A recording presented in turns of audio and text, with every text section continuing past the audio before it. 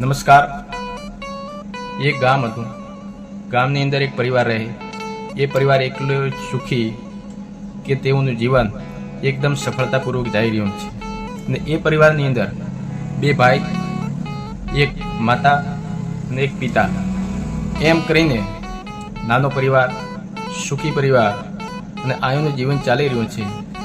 સમય આવે છે અને એ સમયની અંદર તેઓ ગામમાં પણ કેટલા માણસોનું કામ કરેલે છે, નાના માણસોનું પેલું કામ કરતા હોય છે. અને તેઓની ઉંમર 18 થી 19 વર્ષની થાય છે ત્યારે તે બે છોકરાઓના લગ્ન થાય છે. લગ્ન થવાને કારણે તેઓ જીવનમાં બહુ સારી રીતે જીવન જીવી રહ્યા હતા. બે છોકરાઓના લગ્ન થાય છે. લગ્ન થયા પછી તેઓ એક સાથે મળીને રહે છે અને પરિવારમાં વધારો થાય છે અને એક જ સાથે પરિવાર રહે છે. તેમ કરતાં કરતાં સમય 5 થી 6 વર્ષ જતો હોય છે. તેવામાં એક માણસ, જે ગામમાં તમે જોયું હશે કે હર ગામમાં એક તો માણસ એવો જ હોય છે કે પરિવારને વિખેરવાની કોશિશ કરતા હોય છે અને બીજા એવા માણસો સારા હોય છે કે એ પરિવારને એક સાથે કરવા માંગતા હોય છે. પણ આ માણસનું દેખ્યું ન ગયું અને તેઓએ મોટા ભાઈને કીધું કે ભાઈ, તું મહેનત આટલી કરે છે, આટલું પરિશ્રમ કરે છે, તેમ છતાં તારું કંઈ વળતું નથી. તેવામાં આ પુરુષ કહે છે કે જો કરે છે એ મારો ભાઈ જ છે તો મારે આનો વિરોધ નહીં કરવો જોઈએ. એવું કહેતા એ ભાઈને કંઈ ચાલ્યું નહીં અને એ ભાઈથી તે ચાલ્યા ગયા. તેવામાં તેઓને આ પરિવારને અલગ તો કરવો જ છે. આ એણે ધારી નાખ્યું. ઘરે ગયો. ઘરે જાતાની સાથે તેઓની પત્નીને વાત કરી કે તે આ પરિવાર છે, પરિવારમાં એક છે, બહુ સુખી કુટુંબ છે અને બધું સારી રીતે ચાલી રહ્યું છે.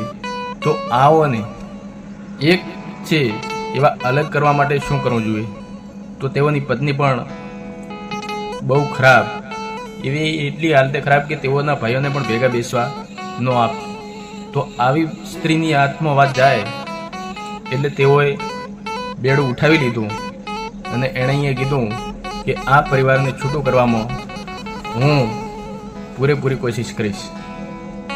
આ સ્ત્રી છે. સમય બપોરના 2 વાગે છે. તેઓની ઘરે જાય છે અને જે સ્ત્રી સામાન્ય રીતે જીવન જીવી રહી છે તેઓને જઈને આણે વાત કરી છે કે તમે આટલી મહેનત કરો છો, આટલું બધું છે, તો તમારી જેઠાણીના હાથમાં બધું હોય તો તમે આ કેવી રીતે સહન કરો છો? તેઓ તો તેઓનું જ કરે છે, તમારું કંઈ કેમ વળતું નહીં? ત્યારે એ સ્ત્રી કહે છે કે જો મારી જેઠાણી છે એ માન છે એટલે મારે જે કહે એ પ્રમાણે કરવું જોઈએ. ત્યારે અમારું કુટુંબ ચાલી રહ્યું છે. ત્યારે એ સ્ત્રી ત્યાંથી ચાલી જાય છે. પણ એના મગજમાં એક જ વાત કે આ પરિવારને અલગ કેવી રીતે કરવું. 4 થી 5 દિવસ જાય છે અને તેઓ ફરી એ જ ઘરે જાય છે અને જેઠાણીને જઈને કહે છે કે તમે આટલી મહેનત કરો છો, આટલું બધું કરો છો, પણ તમારી દેરાણી મજા કરે છે. તેઓ શહેરમાં રહે છે, સિટીમાં રહે છે, તેઓના છોકરા પણ આવે છે, તમારે શું? તેવામાં તેઓની જેઠાણી થોડી કાચી હોવાને કારણે તેઓએ વાત પકડી લીધી. તો આ વખતે જો ઘરે આવે તો આપણે વાત કરશું. તેવામાં 5 થી 6 મહિના જાય છે અને બધા ઘરે આવે છે. ત્યારે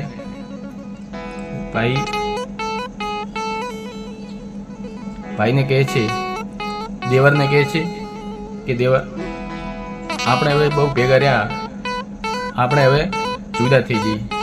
ત્યારે દેવર કહે છે કે ભાભી, આ અચાનક શું થયું તમને? આનું કોઈ કારણ તો હશે ને? ત્યારે મોટા ભાઈ બેસીને વાત કરે છે કે જો અલગ થવાની કોઈ ફાયદો નથી, અલગ રહેવાને કારણે આપણે નુકસાન છે. અને રહેવા દો. તેમ છતાં તેઓની ભાભી માનતી નથી ને તેઓ કહે છે કે નહીં, રહેવું તો અલગ રહેવું, ભેગું ચાલશે નહીં. આમ કરતાં બે ભાઈઓ ને વિચાર્યું બેસીને કે નાના ભાઈ, જો આપણે ઝઘડો થાય અને હરોજ ઝઘડો થતો હોય તો અલગ રહેવું બહુ સારું. અને વાત પણ સાચી છે કે હરોજ જો આપણા પરિવારમાં ઝઘડો થતો હોય, કોઈ પણ વાતે ને વાતે કોઈ પ્રોબ્લેમ આવતો હોય તો તેના કરતાં આપણે અલગ સારું. તો એમ કરતાં કરતાં નાનો ભાઈ કહે છે કે લ્યો, જો તમે કહો એમ આપણે સારું, જુદા થઈ જઈએ. એમ કરતાં જુદા થાય છે. જુદા થતાની સાથે મોટા ભાઈ ખેતીનું કામ કરે છે, નાના ભાઈ શહેરમાં રહે છે. શહેરમાં જવા ગયા નાના ભાઈ શહેરમાં રહે છે અને તેઓનો સમય 2-3 વર્ષ જાય છે. અને જે ભાઈ મોટા ભાઈ ખેતીનું કરે છે તેઓ નાના ભાઈની પણ જમીન વાવે છે અને સુખી રીતે રહે છે. પણ જે માણસે અલગ કર્યા હતા તેથી જોયું નથી જતું કે અલગ તો થયા પણ આ એનો સંપ કેમ એક છે. પાછું એને વિચાર્યું કે આ ભેગા ન બેહવા જોઈએ, એવું મારે કરવું જોઈએ.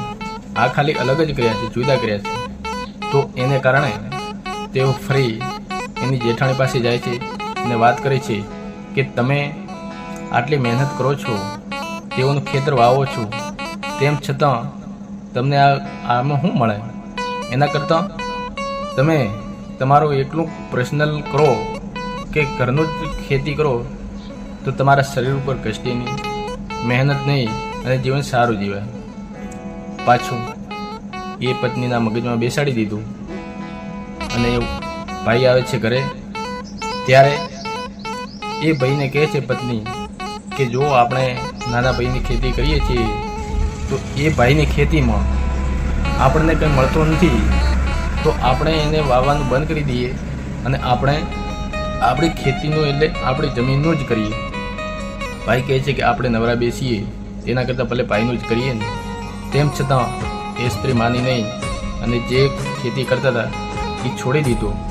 અને પછી નાના ભાઈ કહે છે કે ભાઈ કેમ આ છોડી દીધું? ત્યારે એનો ભાઈ એમ કહે છે કે મારાથી પહોંચી નથી વળાતું, એના કારણે હું આ ખેતર છોડું છું. તેવામાં નાના ભાઈ ખૂબ દુઃખી થાય છે કે જ્યારે અમે લગ્ન તો કર્યા ત્યારે અમે બે ભાઈ એક હતા, લગ્ન કર્યા પછી આ શું પ્રોબ્લેમ આવે છે? આનું દુઃખ ક્યાં છે? તેઓ શહેરમાંથી ઘરે આવે છે, ભાઈ અને ભાભીને બોલાવે છે કે તમને જે પ્રોબ્લેમ હોય એ મને કહો, તમે શું કારણે આ બધું કરી રહ્યા છો? અલગ થઈ ગયા, ખેતી કરવાનું છોડી દીધું, બોલવાનું ઓછું કરી નાખ્યું, તમારો પ્રેમ મને ઓછો મળવા માંડ્યો છે, તો આમાં કંઈક તો પ્રોબ્લેમ છે જ. ત્યારે મોટા ભાઈ કહે છે કે કોઈ પ્રોબ્લેમ નથી. નહીં ભાઈ, કંઈક તો પ્રોબ્લેમ છે, તો આનું જળ હું ગોતીને કાઢીશ.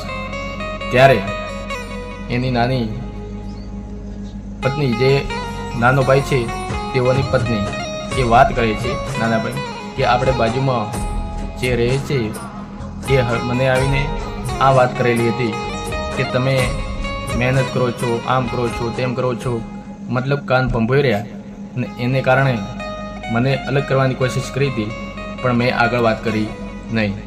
ત્યારે નાનો ભાઈ કહે છે કે ઓ આ વાત છે એમને.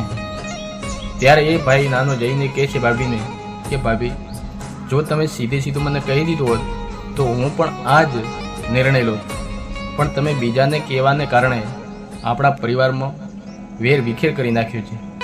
તો મિત્રો, બીજાના કહેવાને કારણે તમે તમારા પરિવારથી અલગ મત થાઓ, તમે તમારા પરિવારને એક સાથે સંગઠન કરીને રહો, એમ જ ભલાઈ છે. આ સમયમાં માણસને સારું જોવાતું નથી. તમારું સુખ બીજાને જોઈ અને પોતે ખુદ દુઃખી થતો હોય છે.